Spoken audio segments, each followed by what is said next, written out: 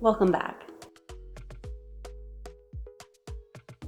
Welcome back, people, and a huge welcome to My Thrival tribe. If you haven't met me before, my name is Lexi Tommy, and this is My Thrival Guide. Every Thursday, I sit down and I talk to you about how to get your life together. It's a fun little channel on adulting, and it's going to help everything in your day-to-day run much smoother.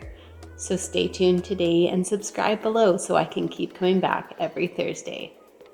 Well, September is here, and it's time to stop lollygagging and get back to business, baby.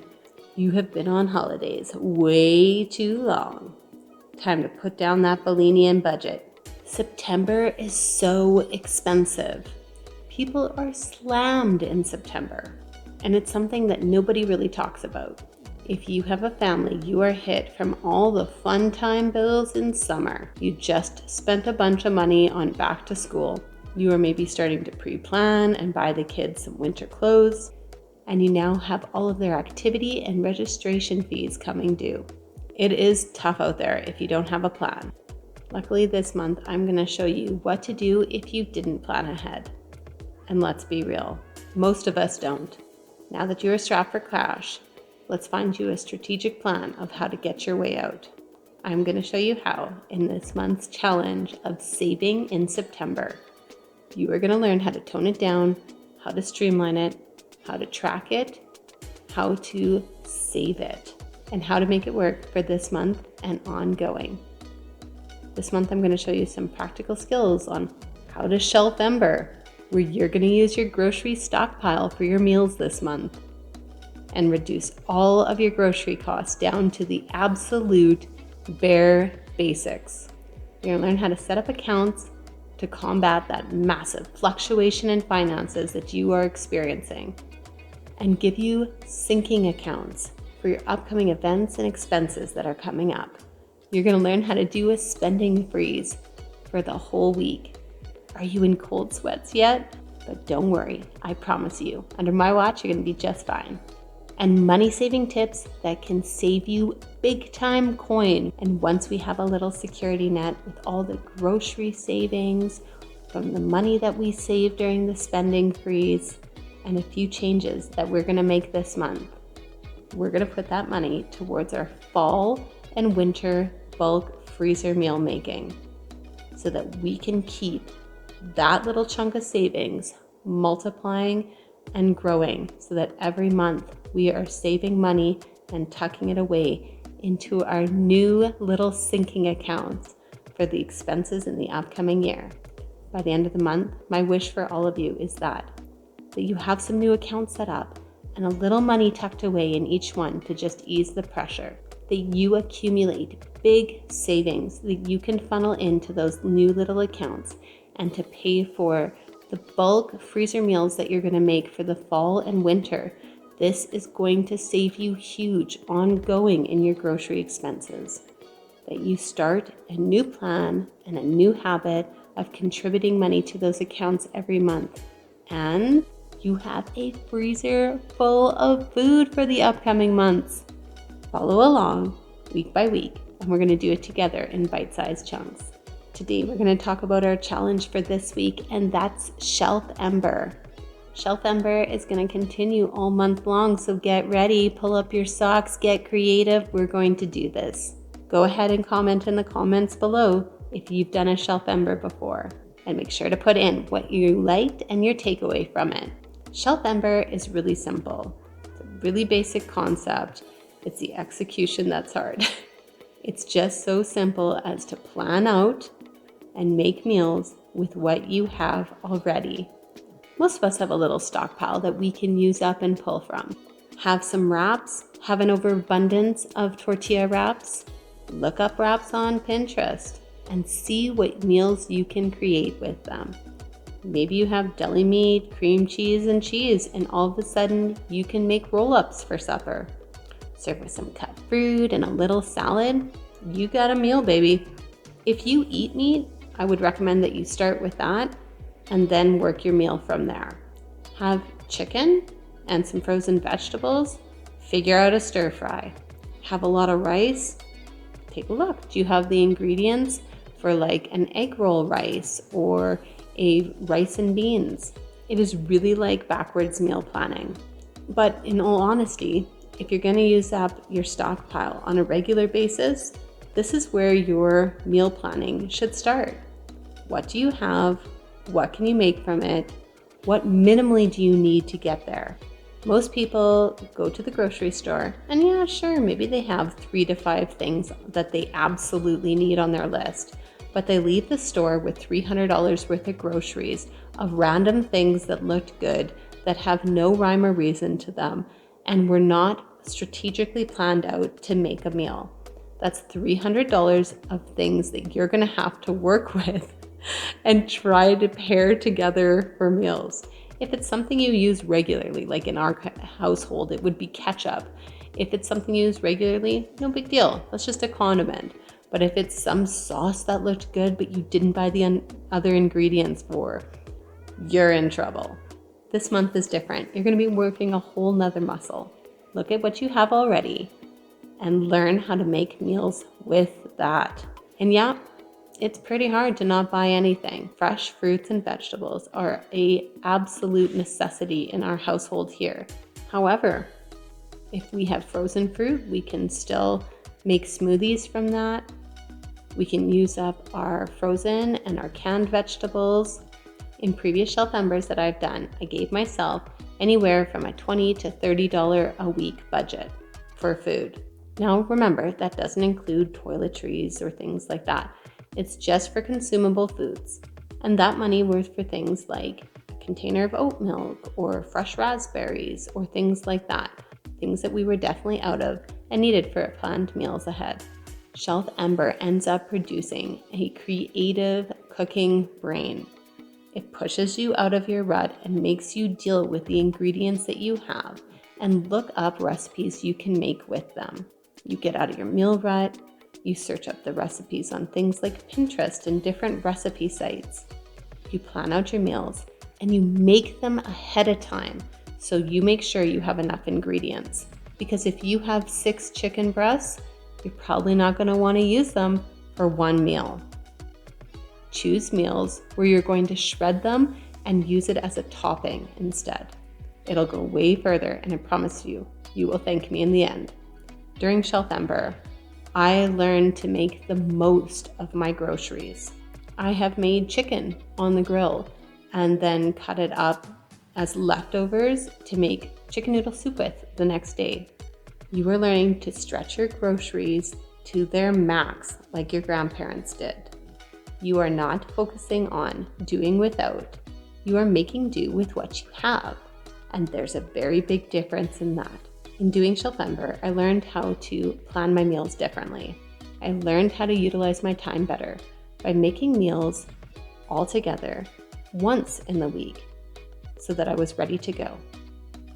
It started us in the routine of meat reduction in our household, and I have found that I have not noticed a difference at all. I thought my husband would complain. I thought I would notice a major difference. I haven't.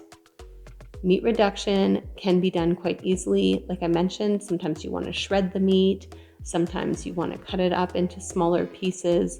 You're just not going to serve it as a slab of meat anymore. But meat reduction can save you a ton of money in the end. And when you're doing SHELFEMBER, you're going to really want to utilize that so that you can make your meat stretch even further. Other things that I learned from SHELFEMBER was I learned how to substitute in a recipe better. And I learned that rotating my food in my storage was necessary. I learned that sometimes the art of substituting one thing for something else can actually make a better meal. For example, I'm making a stir fry and I normally serve it with rice, but I'm out of rice.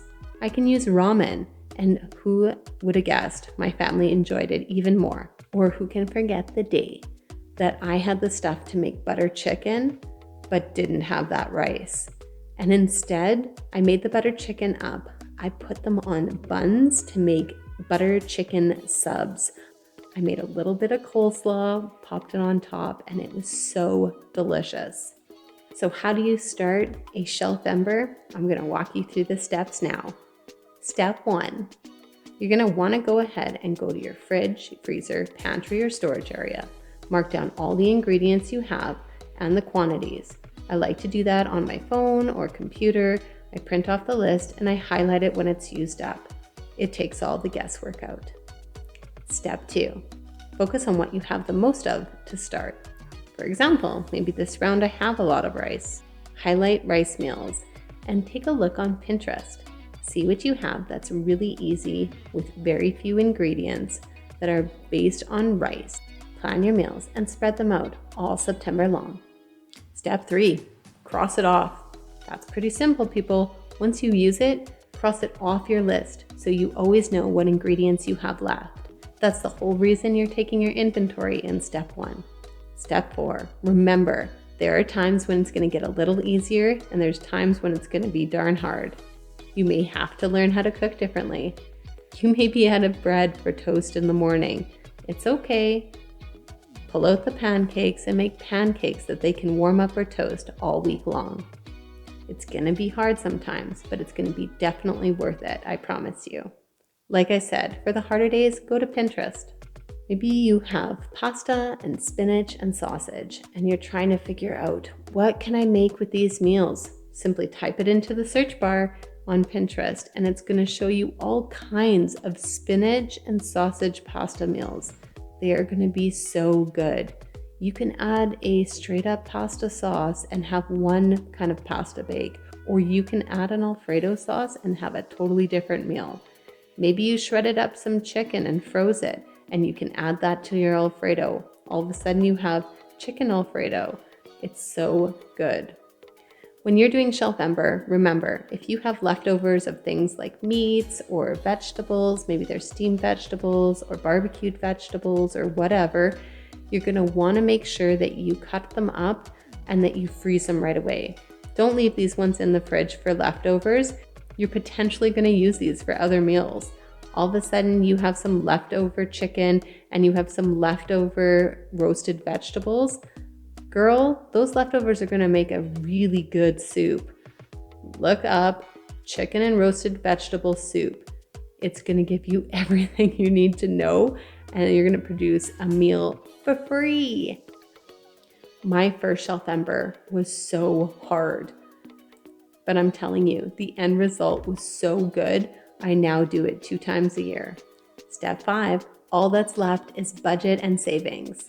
You want to take that savings that you're going to produce for the upcoming months in grocery savings. You're going to want to take those and pop them into your new bulk meals account to keep the savings growing.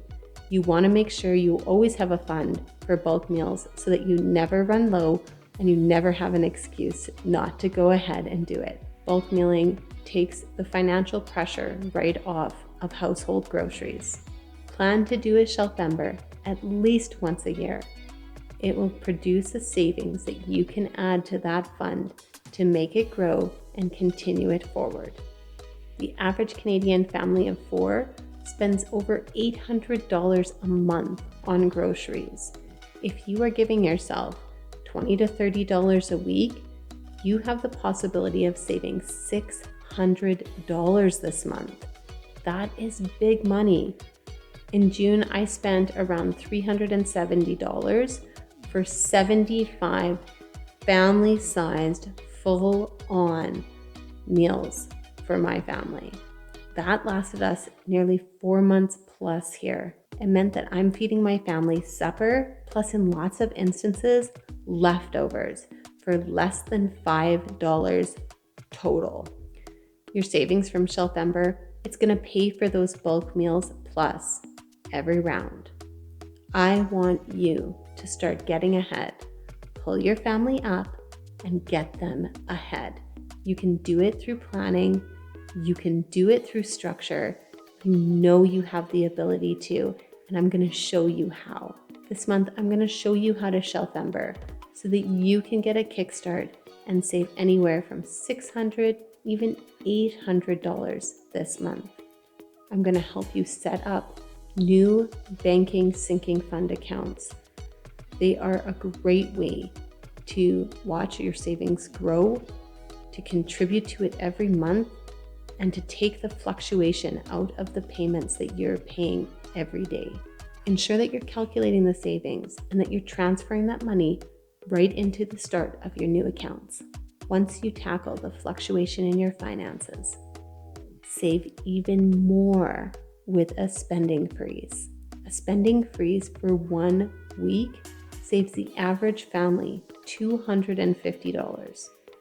It doesn't sound like a windfall, but when you add it up, if you were to do one spending freeze every month, just 1 week every month for a year, you would have $3,000 to play with.